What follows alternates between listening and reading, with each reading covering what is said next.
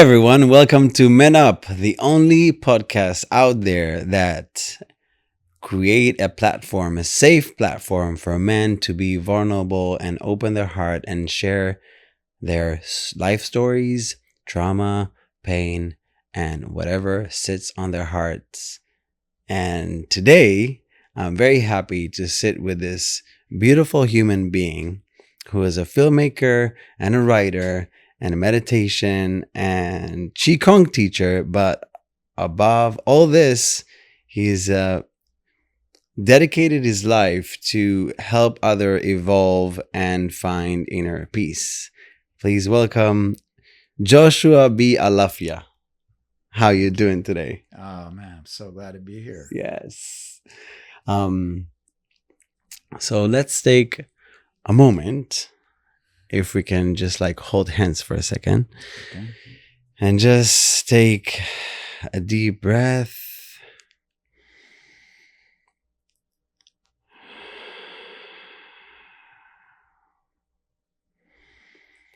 Just look at each other's eyes to create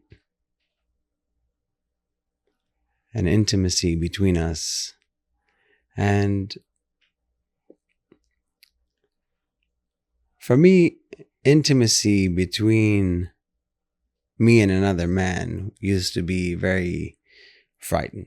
I was afraid of that because of my trauma as a child. How do you feel about it? I feel that intimacy is presence. Mm-hmm. So my life path at this point is being present. Mm-hmm. So I understand what you mean by a fear of intimacy. I think there's a fear of intimacy in general in the culture with all people. Yeah. I've done a lot of work on that fear of intimacy, like exercises like staring in folks' eyes for 8 minutes Mm-hmm. at a time, like doing the whole insight meditation, intimacy exercises. And so I don't fear intimacy anymore. I seek intimacy. I seek connection. Is there any difference between intimacy with men and women? Well, physical intimacy Yeah. is is different for me. I'm really into women physically, Mm-hmm. intimacy wise. But presence, emotional intimacy, Yeah. I have, it isn't a sexual thing for me. It's like a relational thing. And because, I think just the way that I grew up with like strong brotherhoods Mm-hmm. without a father around most of my life, seeking, that male energy and like brotherhood type situations. I have a natural capacity for emotional intimacy with other men and women. Yeah, and intimacy is not necessarily sexual. Right. I mean, I think it's not even sexual. Intimacy is like for me, is to be able to just be intimate with each other, with, as you said, like eye gazing, or just like open the heart and share our secrets. And of course, when we open our heart and create like an intimate space, it can lead us into a sexual experience, whatever we like. If we're, attracted to women, men, it's,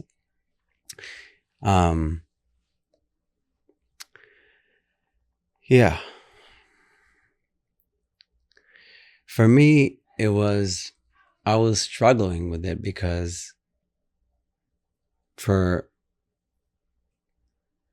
certain places, and because of what I've been through in my life, I was kind of felt abandoned by my father, even though he was, my parents are still together. But because of the rape experience that I was having early on when I was 8, and also later in life, and when I was like 26, I had another experience with a man who's misconduct me when he invited me to his place and offered me this main character in his show. And this kind of business meeting turns to be an assault where he flashes his, and tried to convince me to be sexual with him. And I was freezing. So I think that it took me years to also heal myself and also be comfortable with another man around, especially to even with my friends, just to be intimate and just to open my heart or like share what I really want to share. Just, it was a struggle for me to also hold friendship with my male friends. So for you growing up, you said that you had like a strong brotherhood. And what's the work that you do? You told me a little bit about the work that you do now also in Africa, right? That you have a school for. Yeah, I've always been kind of obsessed with liberation, even as a child. Like freedom was so important to me. I identify with what you were saying about not having a male presence, even though your father was there, but the betrayal. It's a betrayal, that kind of trauma when someone is inappropriate physically with us.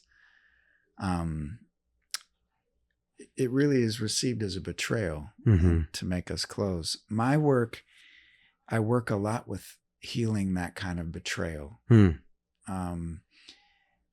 Initially, I thought it was all about filmmaking.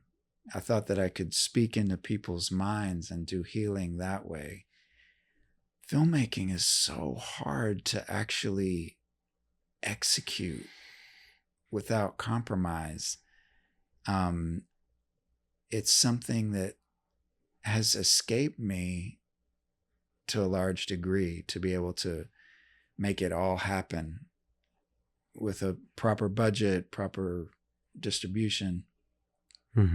So later in life, I mean, I was always into meditation, but later when I started working with other people, teaching meditation, and it just started as a hobby, but that kind of hands-on working with trauma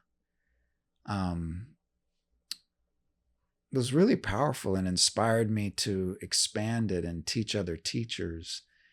And so I really kind of fell into it. I got a big grant from the Katali Foundation, which is an incredible philanthropic organization that was really dedicated to giving money to folks who were doing mindfulness practitioners and mindfulness projects run by folks of color. What do you mean when you say color? BIPOC, Black, African, Okay. Indigenous, Okay. Latino, Asian people. And so I got a big grant when I was living in Chicago to start a wellness center. And this is after teaching in the front lines, teaching in prisons, teaching, a lot with BIPOC folks, a lot with highly traumatized people in Chicago through all the gang violence and the trauma of poverty, the trauma of violence. There's a lot of violence there. What pushed you to go to that direction? Like to have, like what called you into this? Like, is it something that is a story that you hold within yourself, or like, is it some?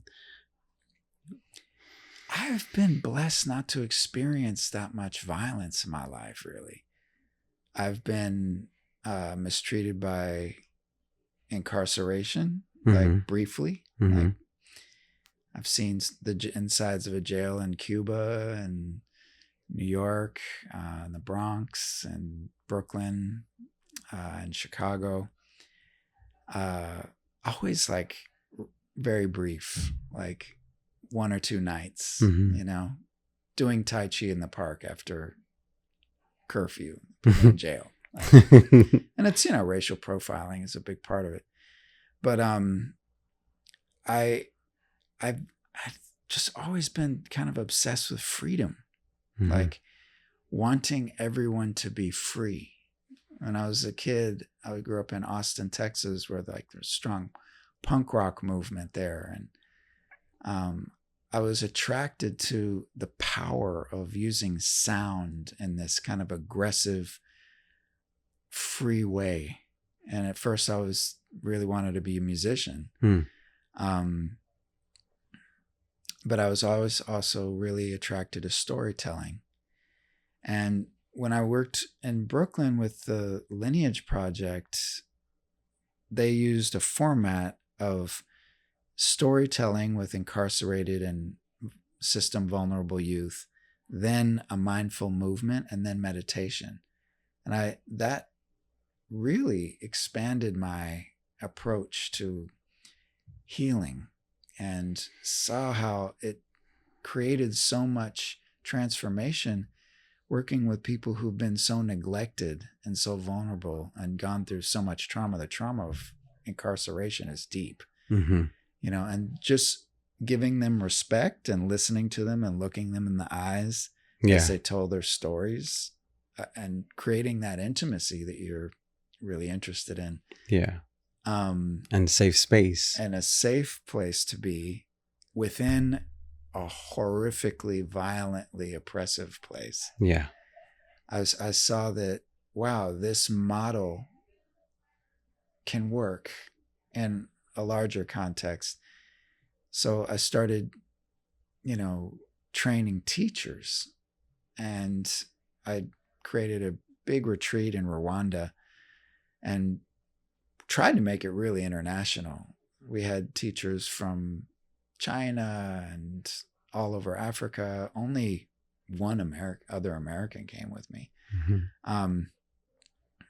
But it was really powerful in Lake Kivu, which is a power spot by itself. I mean, it's like it borders the Congo and Rwanda, and it's like, the coltan is there. There's dragons in that lake. It's 400 meters deep. It's a really powerful place. And it was so transformative for the teachers, who a lot of them had, been through the trauma of the genocide in Rwanda. And everybody, I think, who becomes a healer has gone through some serious trauma. Yeah. So it was just really powerful and inspiring, and really kind of set in motion this, okay, let's take this on the road. One of my students, who is Palestinian, approached me about doing meditation retreats in Israel. And so I was like, yeah, let's do that. 100%.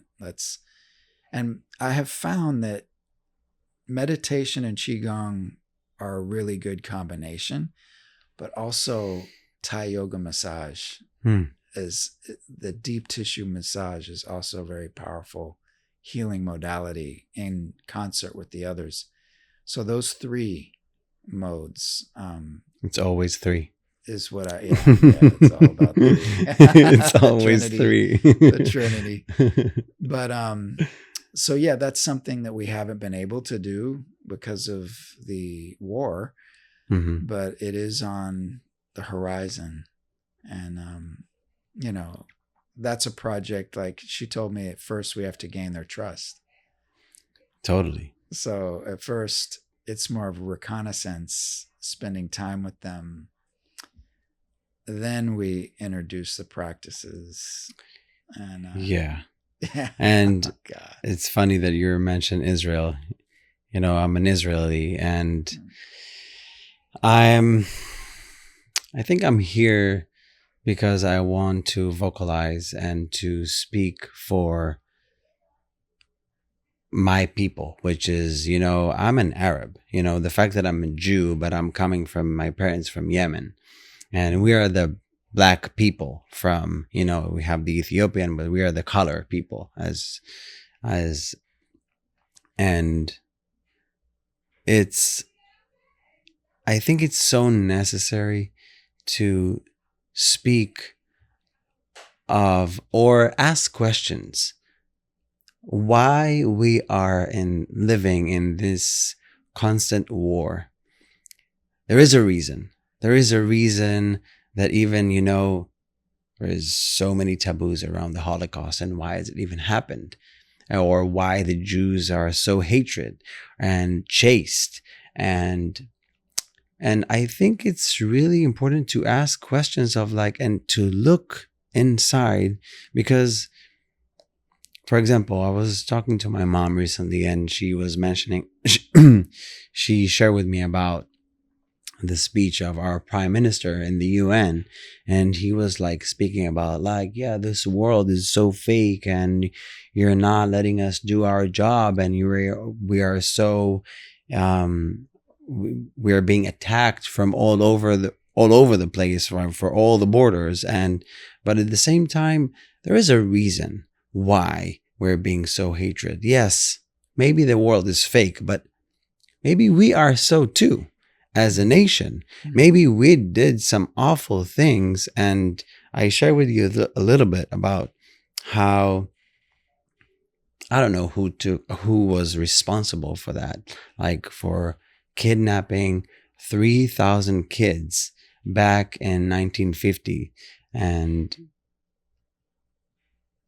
where are all those kids? Where? I know that they've been sold to America or to Europe to families who couldn't have kids. And where are those kids? And I've heard that maybe it's a rumor, maybe it's true, but we knew, and the research that I made, that those kind of kidnapped happened all over the world in those days, and still. Who's in charge? We don't really know. We hear all those, names, the Illuminatis, or those kind of dark groups that do a lot of awful things for people: rape, kidnap, sex trafficking, all of that. We don't know for real, but we have to really ask questions and to ask ourselves. As a Qi Gong teacher, and we know, because I'm also a practice Shin Sendo, which is a kind of similar kind of a movement. And we know that whatever the darkness that we hold inside, also kind of, it's echoing from inside and out. So if we really want to see the peace out there, we first of all needs to find the peace within, and what it really means. The Satan, or Satan, you said? Satan sounds like the, how you call it? The devil. Sorry, the devil. Satan is something else. Satan, we call it in Hebrew. Lucifer. Lucifer, yeah. And so we all have those darkness inside of us, and how we are. So I think what I'm trying to say is how to make peace within, how to be free, how to see heaven. And I think, first of all, we have to admit that we did some awful things as our nation. Take responsibility. That's what all victims of violence, sexual or mentally, physically, wants to,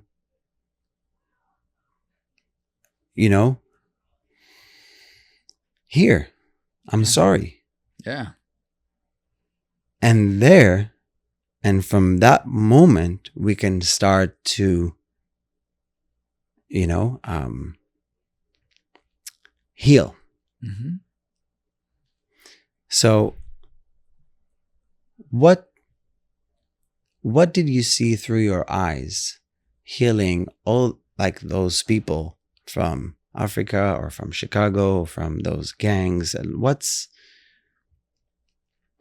or the stories, what would you like to share, and how you see those lingering between one trauma to another? It's a great question. And I think you're right on the ball with being real, being forthright, being transparent. We can't renew relationships without being honest and admitting the harm that we do. While you were talking, I was getting flashes of, African Americans. We want reparations from slavery, and it's been something talked about for years, but we still haven't. There hasn't been a real healing from it. It's like an open wound still here that's really felt in the Midwest. It's felt in the South too, but the Midwest, I think, has internalized it the most, and that's why there's so much violence in the Midwest. My God, terrible violence, and it's violence that and mental illness that the rest of the country is kind of unaware of. So I think as evolution, and we were talking, I also want to speak a little bit about too the parasitic energy around sexuality that we're seeing is really coming to a real confrontation right now, where folks who have been parasitic and assaulted and exploited other people sexually are having to pay now. And it's just the tip of the iceberg. Yeah. And when you're talking about the completely industrialized version of it that has not been confronted, like the media stays away from it. It's so deep and it's so strange because, as we start learning about energy and we start learning about sacred sexuality versus manipulative sexuality. Yeah. It's a very old tradition to use sexual energy to manipulate. It's very old.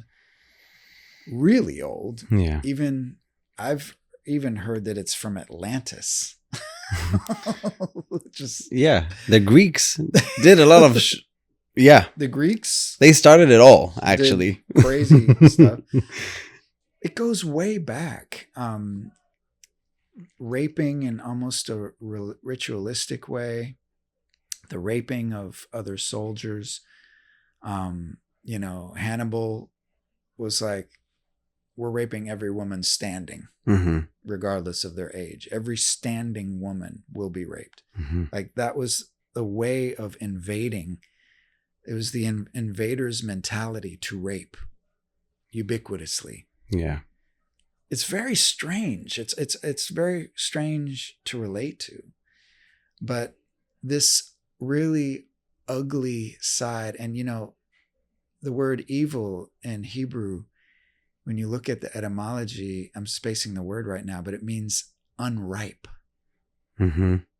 unevolved. So when we look from that perspective, wow, these are unevolved people who need to rape and need to subjugate and oppress. They're just unevolved. Yeah. It helps humanize them. Because the greatest challenge for me is, how do I heal a pedophile? That's How do deep. I work to help a pedophile heal? Mm-hmm. And it's something that I get a violent reaction to. I want to hurt. Yeah. It makes me violent, Mm-hmm. like thinking about pedophiles. Mm-hmm.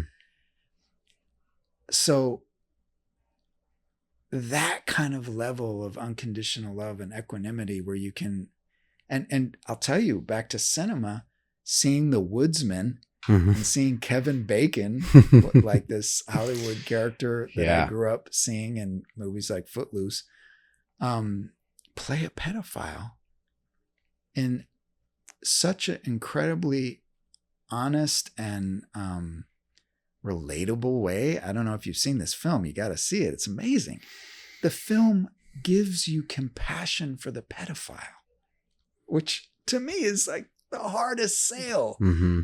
How are you going to make me relate to a pedophile? How? It's something so abhorrent to me. And yet you see that this is just another sick, traumatized, unripe being. That's so true. That needs help. Yeah. You know? So the revolution right now that's happening on the earth, it's being turned upside down. All the religions are basically showing failure. Yeah. To hold power, to hold guidance, to hold integrity. All of them. So what's humanity going to do without living these kind of devout, without any kind of awareness, faith-driven realities of kind of being more like sheep? Is our response going to be a great awakening? At the same time, we have like really strong totalitarian, there's a lot of people seeking the structure of fascism. They're seeking it. Yeah. Because they don't feel comfortable enough in their own development to be free. Yeah. And you're saying those things, and I'm like thinking about myself, how to heal a pedophile. And like, it's so hard.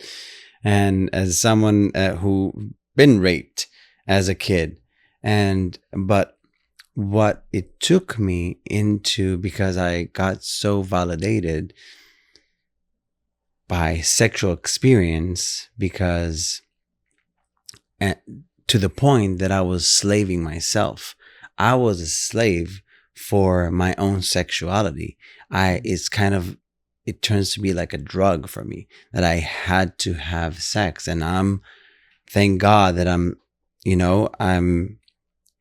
riding this vehicle that to get sex, it wasn't hard for me, and I didn't have to harm anyone to get, but for people who are not, good looking or, charming or whatever, and they have like this, and they have to take their power back somehow. Mm-hmm. So they have to take it.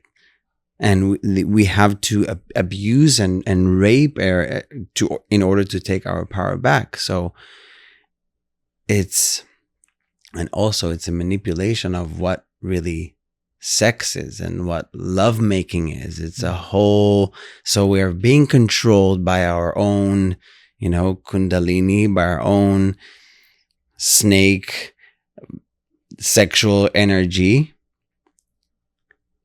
And the environment, it also like keep spreading all those, like triggering us constantly to be, to find sex, and everything is so objectified, and everything is like, you see, it's all over. And porn industry do the same, because we want this image, or like whatever they do there, I want to have it here. And we think that this is what lovemaking is. And it's such a shallow of the divine union, or like the potential that exists in the lovemaking.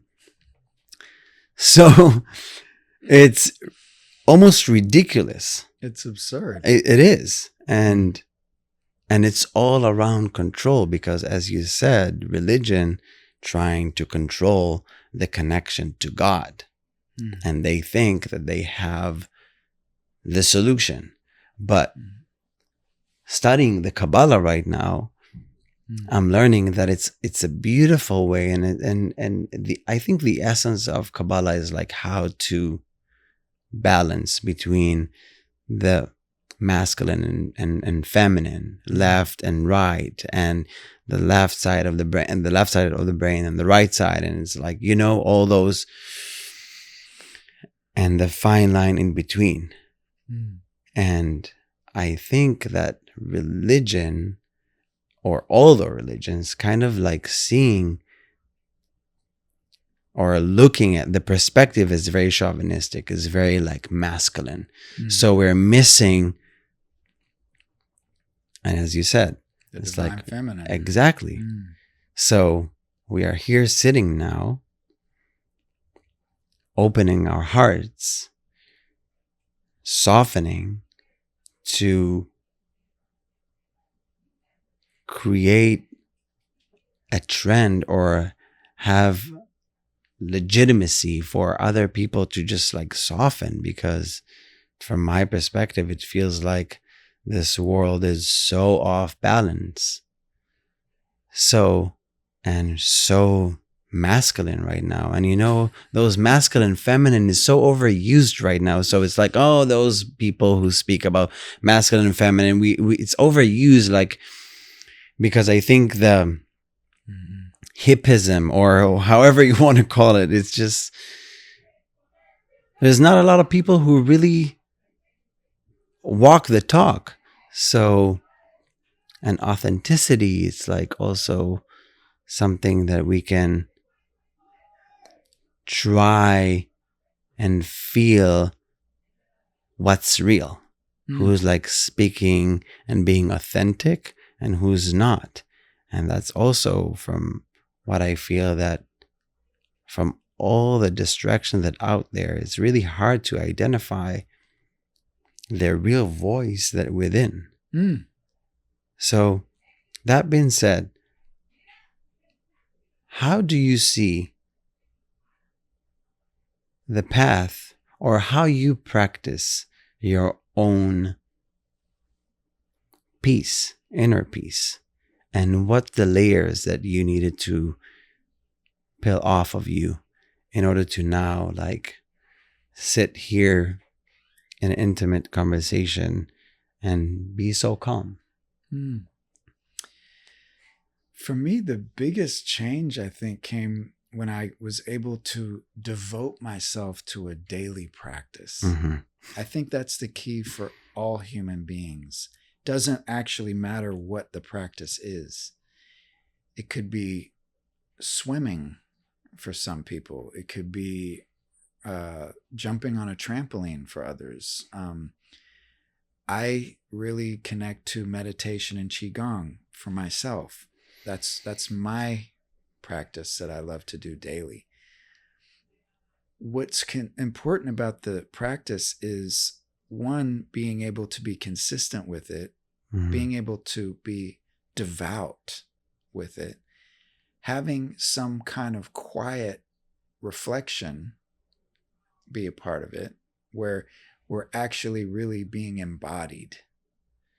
I've taken up playing guitar late in life, but I notice on all the YouTube videos, everybody's married. Guitar players are married. I was like, what? This is really deep. All of them, it seems like, have a wedding ring, almost like 95%. And I'm like, it's because they were able to devote themselves to an instrument. That devotion trained the ability to receive and devote and listen to another being in a relational, because you have to listen to an instrument. You have to work with the instrument. It teaches you so much. So I think humanity, we need to unplug a little bit, tone down a little bit from the digital realm. Mm-hmm. It's destroying us. It's destroying our minds. Yeah. It's creating a self-exploitation that's like unbelievable. Like Instagram, I look at Instagram and it's just like people are either needing to be buffoons or something, or like needing to be clowns, needing to hypersexualize themselves, Mm-hmm. or show some kind of projection of success that isn't real. Like it's really strange what people are being motivated to share. Yeah. In mass. And it's not just one culture or one region. It's like what this mechanism is doing to us. It's an egocentrism. It's developing a part of our narcissism tendency and our egocentrism to like another realm, a realm that humanity hasn't been able to experience because we were in villages. We couldn't communicate with the whole world by putting on scant clothes and like starting to sell protein shakes or something, like Mm-hmm. doing commodifying our exterior. It's really bizarre. So I think part of our deliverance from this is finding things that we love, everybody, finding things that we can devote ourselves to and find some kind of daily relationship with that is healthy. It's this movement towards the wholesome and the unwholesome. Mm-hmm. When we're young, like I call it training the inner teenager. We rebel against the wholesome. I just wanted to put on my leather jacket, my combat boots, break glass under my boots, like, drive fast in my car, like too fast. It's like the first time I did cocaine, Mm-hmm. it accelerated the ego into some inflated, completely delusional state. I did dangerous things. And as I sobered up, I was like, wow, I'm endangering my life on this drug. This drug is not for me. Mm-hmm. Like, and even wanting to do it, it was like, I couldn't afford it. And these kids that had more resources were offering it. And I was like, well, I may as well do it because I'm not going to buy it myself type thing. Yeah. So it was like a thirst, a lust from its conception of like wanting to try it was like a lustful thing. And it's just like that taught me so much. I resonate with it deeply because recently, I've been recently I'm forcing myself to keep my daily practice and wake up 5 a.m. and it's such a huge difference when I'm like on my practice and when I'm devoted. But you said something really interesting of like how you're devoted to the instrument and you're being able to listen. And you also mentioned about like something that you realize that most of them are like married. So, and I'm married and I'm also, it's, for me, it's like a challenge because commitment and being devoted, and it was a challenge for me. How, and also to listen to women, to my wife, and whatever she's bringing up in me, and all the anger that might that comes up for me, and the triggers. So, but there is, on this journey, there is a way of purifying and the way of softening. It's like a polished diamond.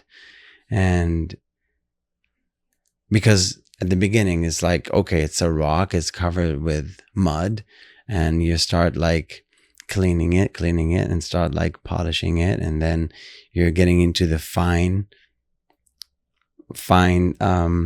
sanding paper, and then you see like a beautiful diamond. But it's it can be really ugly at the beginning of like it's painful.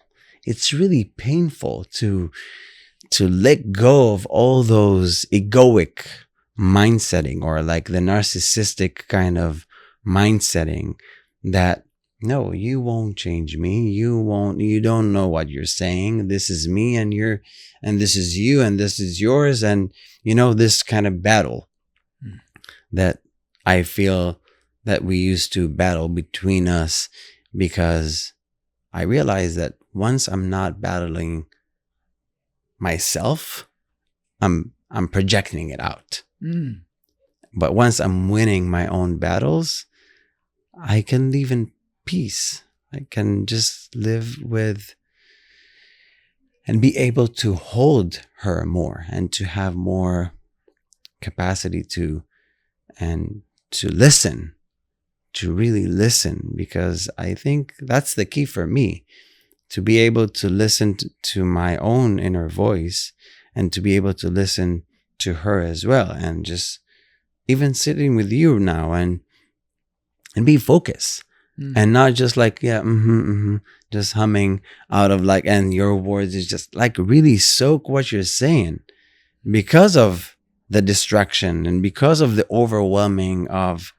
So it brings me back to meditation and like and to be able to have this quiet inside. How is it for you? It required training to stop, knowing that I don't need to rehearse everything I'm going to say while I'm listening. Like that realization is a deep one. Like saying, oh, actually, I can listen completely and commit to listening, instead of making sure that I respond to this, and that. The mind's fast enough. It doesn't need to rehearse. But we have this tendency to feel like we need to rehearse, that we're so self-focused on our point, our agenda, our whatever it is. And, and talking about relationship and in marriage, I recently had a woman tell me that she wanted to control me. That love to her meant controlling the other person to be what she wants them to be. Like, I was like, wow, that's a really honest, admission of something that's hard to admit. Yeah. It's a confession, I will not be controlled. You cannot control me. And I won't try to control a woman. But we did that. We did it enough. We did it, right? Yeah. We've all tried it. We've all thought, oh, if I only give her this book, if I only do this, she can become what I want her to be. No, we have to love folks where they are. And real love is like radical acceptance. And, like Bob Marley say, it's like, you have to find the one you suffer for. Everyone gonna make you suffer. You have to find the one you want to suffer for.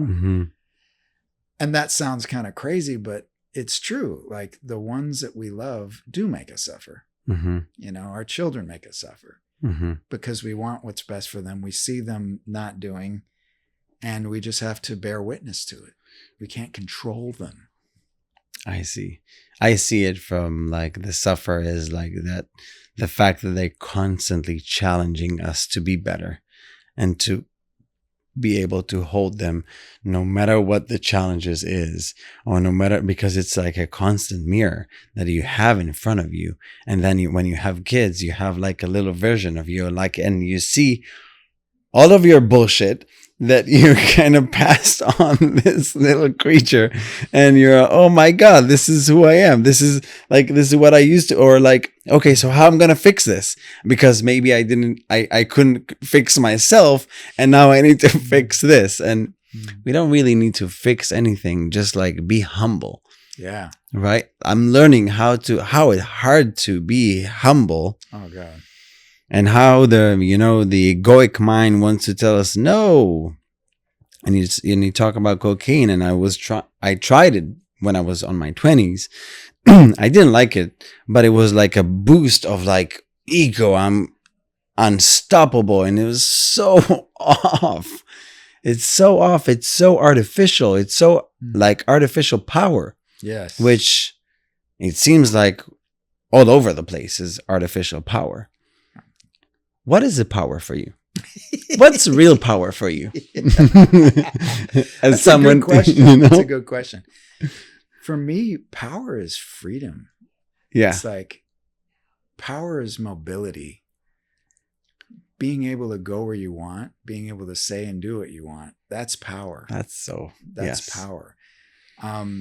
Being accepted is powerful. Being honest is powerful. Being able to tell the truth without fear of the consequences, always. It's so hard. For me, not harming is powerful. Yeah. It takes so much restraint not to cut for the jugular when someone is challenging me in a way that is aggressive or makes my defenses go up. I'm a Scorpio. I know what to say. Oh, I'm a Scorpio rising, so I know. We know what to say to cause damage, to hold the tongue. Restraint is powerful. There's so much powerful in restraint. So yeah, power is sensitivity is power. So true. Having enough inner strength to see clearly and be completely present and sensitive is powerful. Yeah. Being flexible is powerful. Not stiffening for the bracing up for impact, but knowing that I can take it, whatever it is, I can take it. It's like martial Aikido. arts moves from long range is like the beginning in the striking arts. And the more advanced it gets, the closer you are. Yeah. And grappling is a highest level because you're anticipating the movement. You become one with the person so that you can respond to their movements before even you anticipate. Yeah. You set traps and anticipate. That's like a high form. Yeah. You feel the energy flow. And it takes consuming the other person. Like in Tai Chi, you consume, you yield to bring someone into your domain. So they're overextended, and I'm using it in a martial way, but in just power in terms of being able to do good follows the same thing. It's like, I can't preach to people.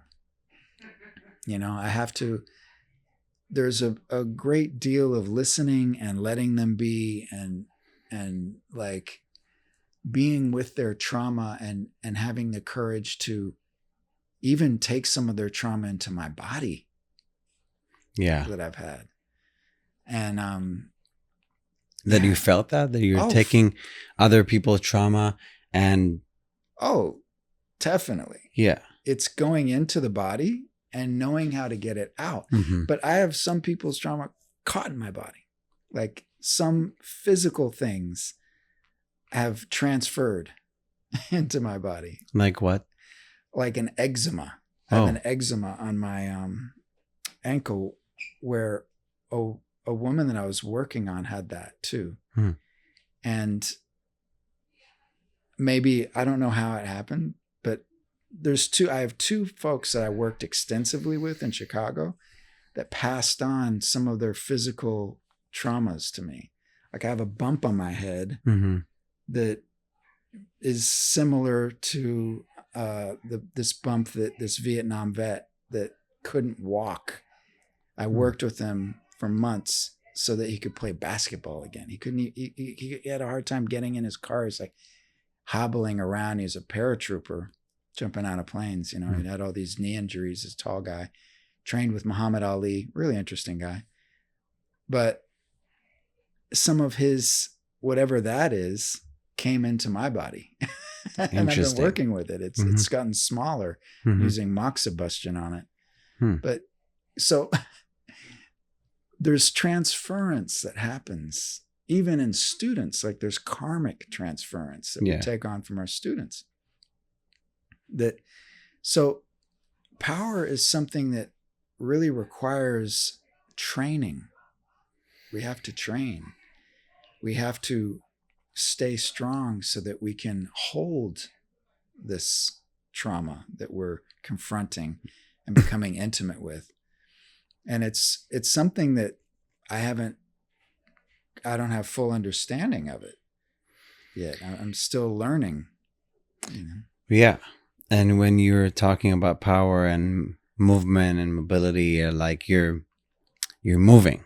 And it's interesting because I see water, and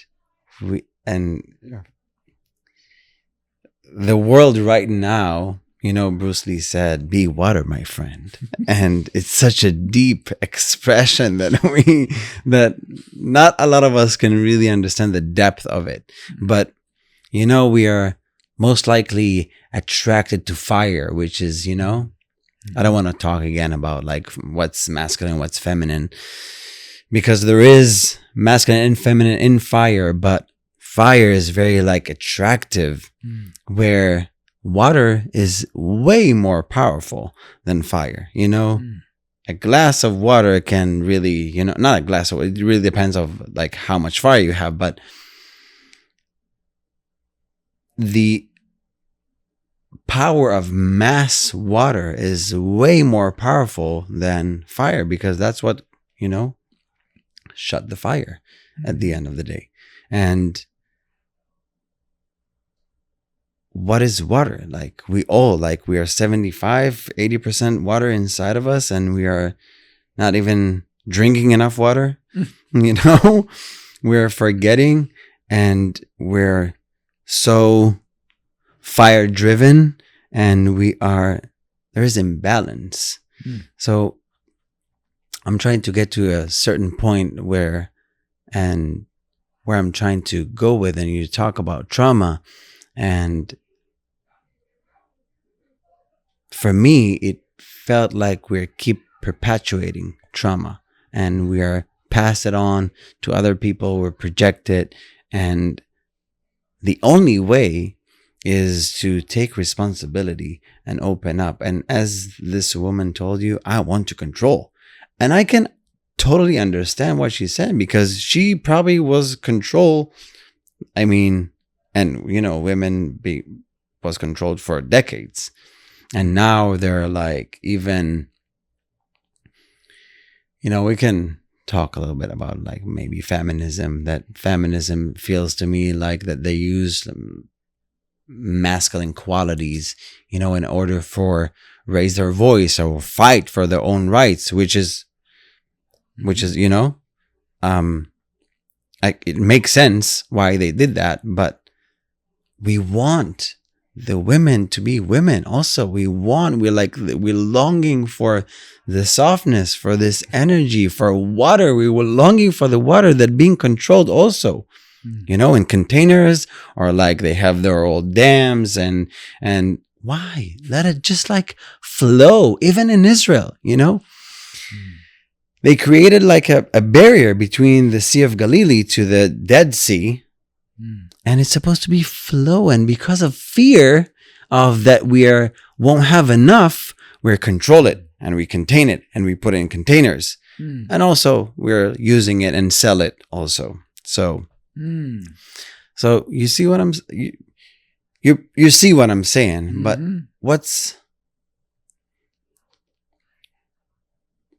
how can you share or continue of what's your perspective? Every single wound must heal. as a responsible human being, we must seek our own healing. All of us. Mm-hmm.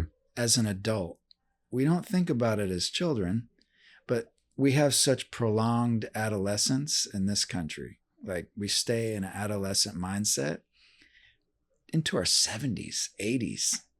Yeah. Or never even ever grow out of it. Yeah. It's the perfect consumer model. It's very engineered. Mm-hmm. It's completely engineered. Oh, yeah. So part of our evolution is all of us just growing up and saying, wow, these are my limitations. This is what happened to me. I have to heal this so that I stop harming myself Mm-hmm. and others. Because until we heal, we harm ourselves or others or both. Or both. Yeah. So that in the earlier conversation, when you were talking about authenticity and, you know, just being real, that's like such a key ingredient, is admitting this is a trauma. Which is very interesting because this is Israel. Israel is real. It's supposed to be real. But we're not until the day that we will admit that we are perpetuating trauma, even if it comes from, and I'm not trying to blame anyone. I'm just like saying, hey, we're created Israel upon a Holocaust trauma. And the Holocaust, you know, echoed all over the world and touched a lot of people. You know, it was a collective. As all the wars that exist in the world, those that we know and those that we don't.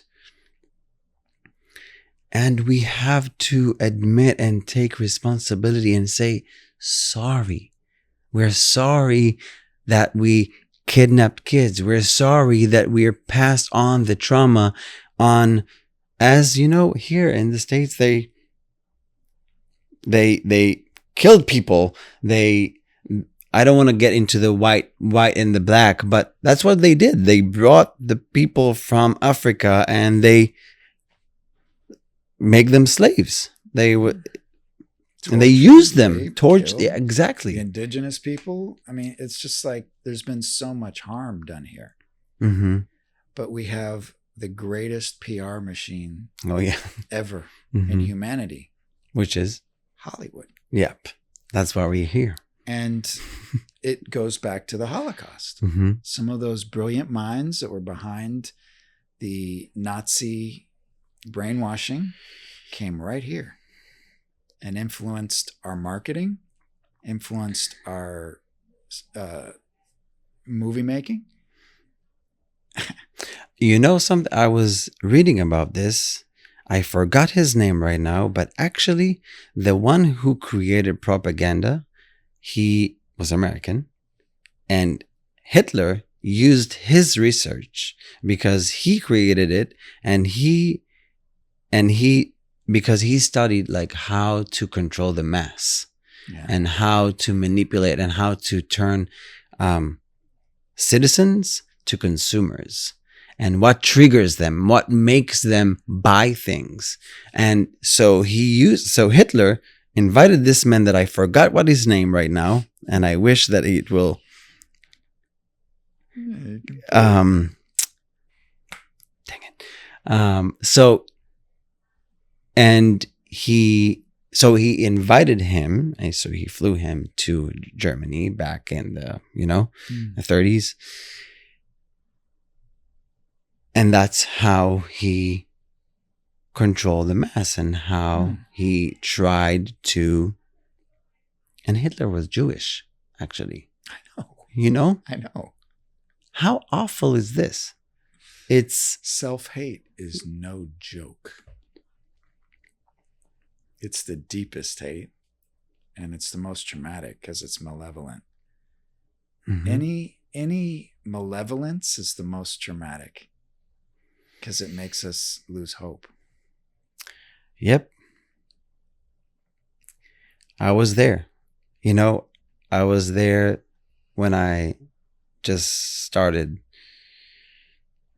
studying Kabbalah, and I was buying the Zohar, the whole books, and bringing this box to my place was a whole journey.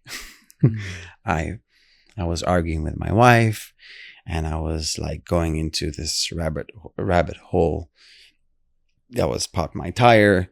It was an awful day where when I got back home, didn't open the box yet, but I found myself sitting in my bathroom with a knife, wanted to kill myself.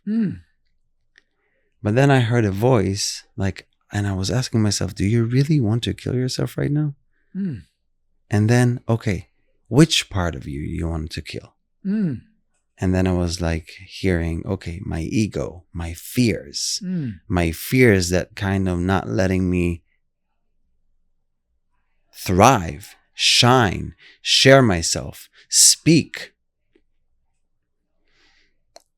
And then I had an epiphany, and like a kind of channeling of, because Kabbalah teaches about how to narrowing the ego. And you said something about like we have this limit. This body have limit. This flash, this materialistic world, kind of the illusion of this world has limits. But we are infinite soul. We are like that pass through this pipe who's limited, yes. And I was like getting, okay, so how can I right now detach from my body, my ego, myself, the self, that it's this skin, this body that's soaking the environment, soaking my traumas, pain, triggers that constantly. But how can I really remember that always remember that I'm infinite light, and detach from the illusion, from the stories? And I believe that you also, in your practice, when you practice Qi Gong and energy and in those energy realms, spaces, you can really feel this. How does it feels for you? Because the way that I was, having this wisdom from the Creator, from God, however you want to call it, it's not like, okay, I figured it all out, I'm okay.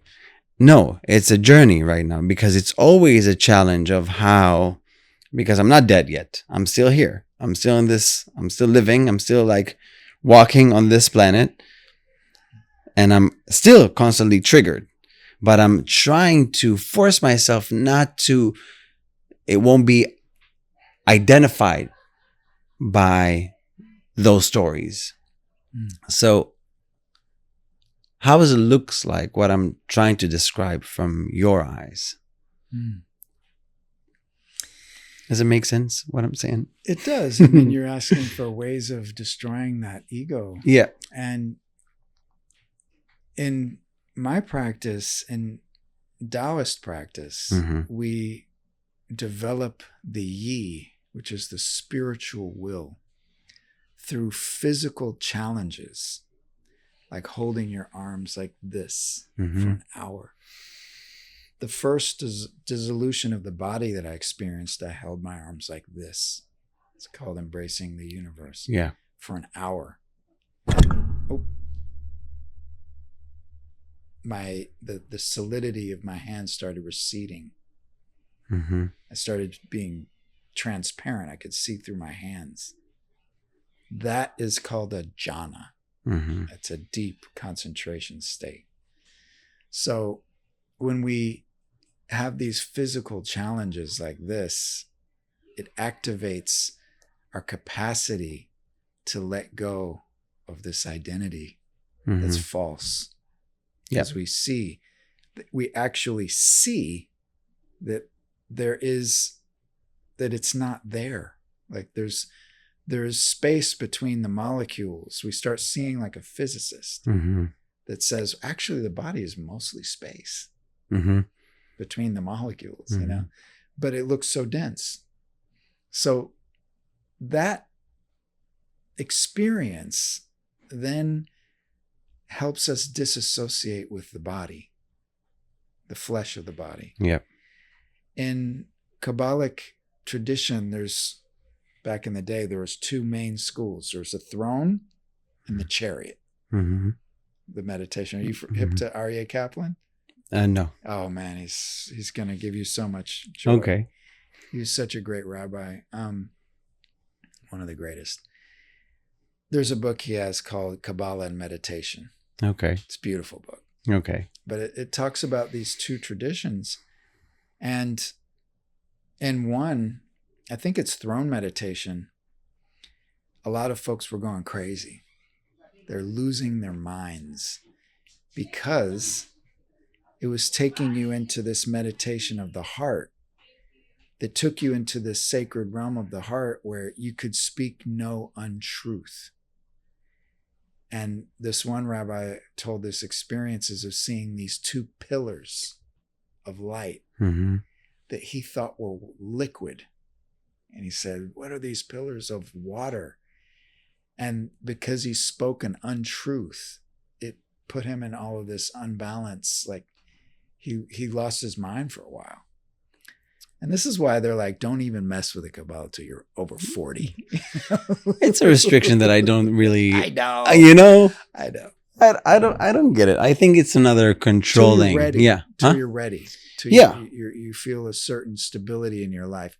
Because these experiences that are mystical experiences do take the psyche to the brink of, am I going to be able to come back and function in this material world where I have responsibilities? Or am I going to go into this altered state and be kind of there I see. and not be able to function?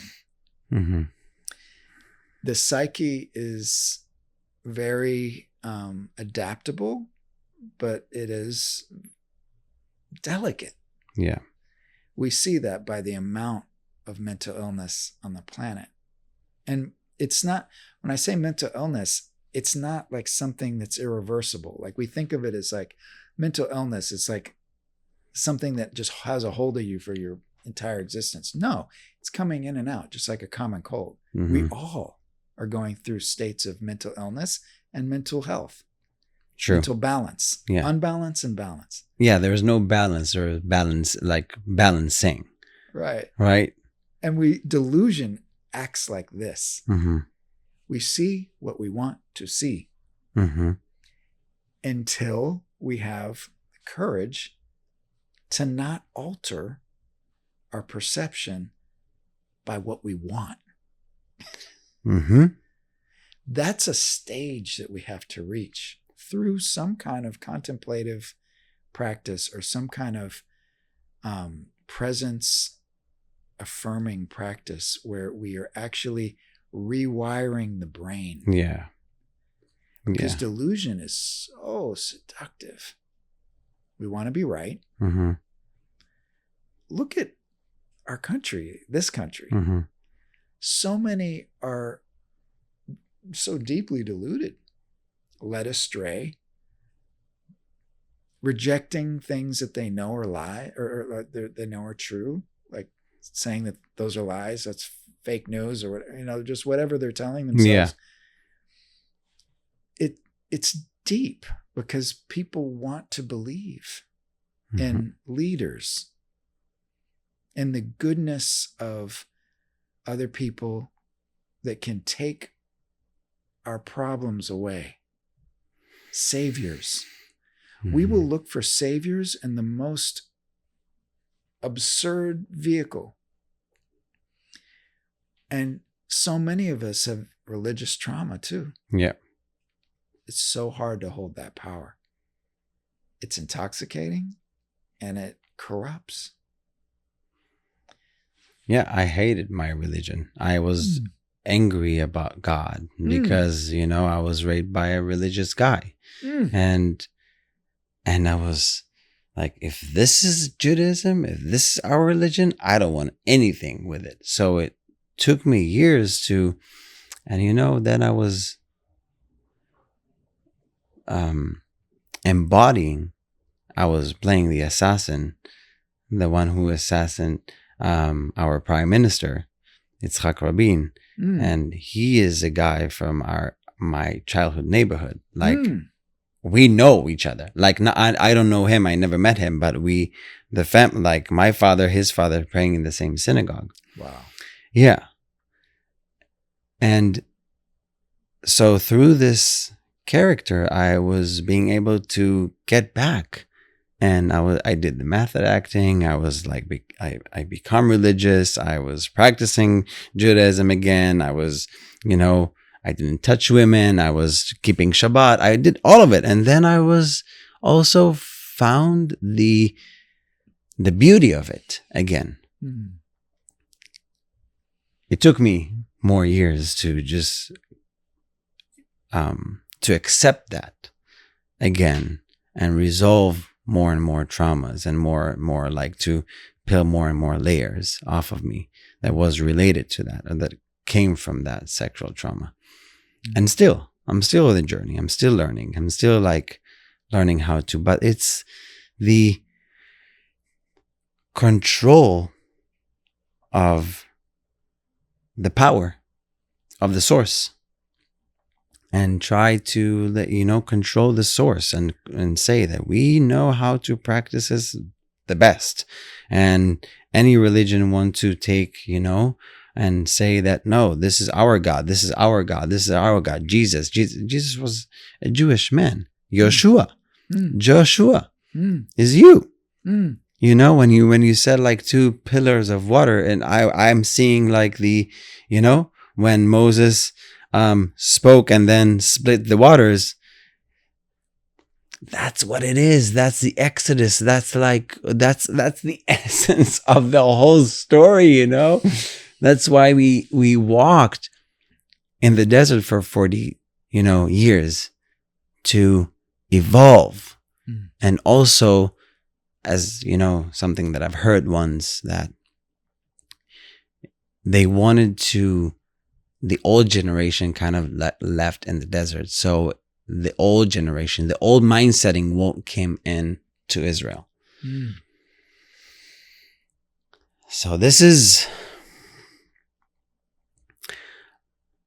a whole journey that I learned how not to take anything as what it is. And I love to ask questions, and also uncomfortable questions, because that's the only way for me to learn. And I'm a curious human being, and I believe that you are as well, that you always dig and search inside of what's going on. Like, what is this? What is this? What is this? What is this? Is this feels good to me? Is this? And we are here in Hollywood, where is the source of the artificialcy? Is that a word? Artificiality. Okay. Artificiality.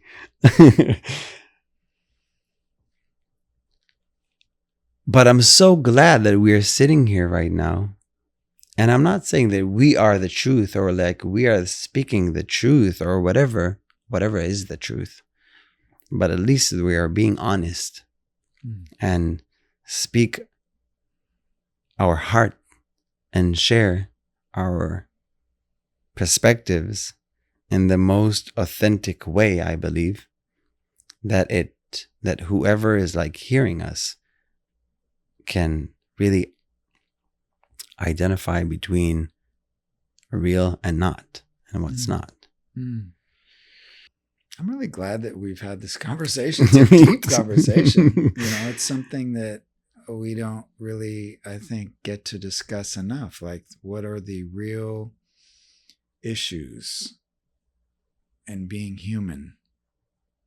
And you framed it in being a man. Being a man is very difficult in this time. Gender, I think, look at the crisis of gender. Yeah. my son recently,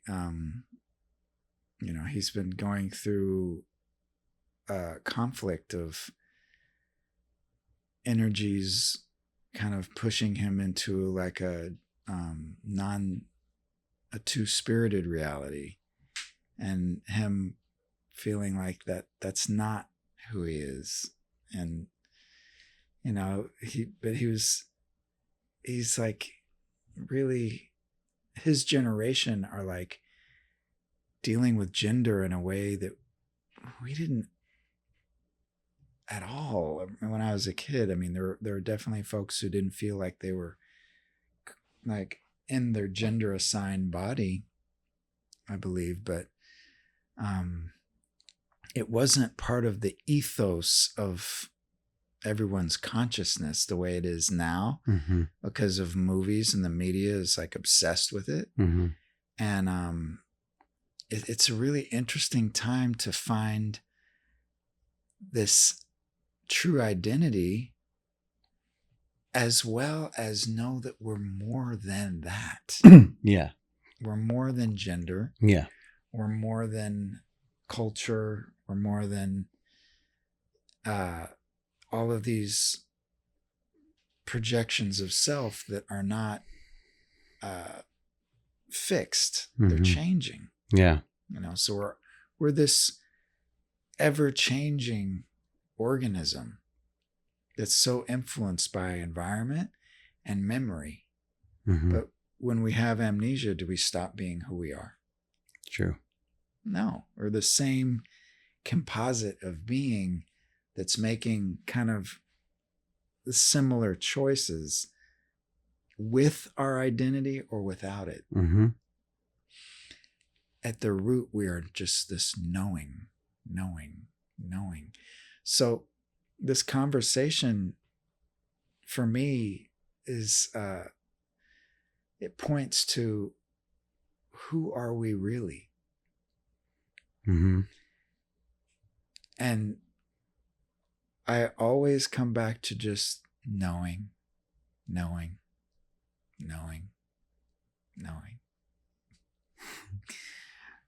This is going to change. My outward appearance is going to change. I'm aging, I feel super young.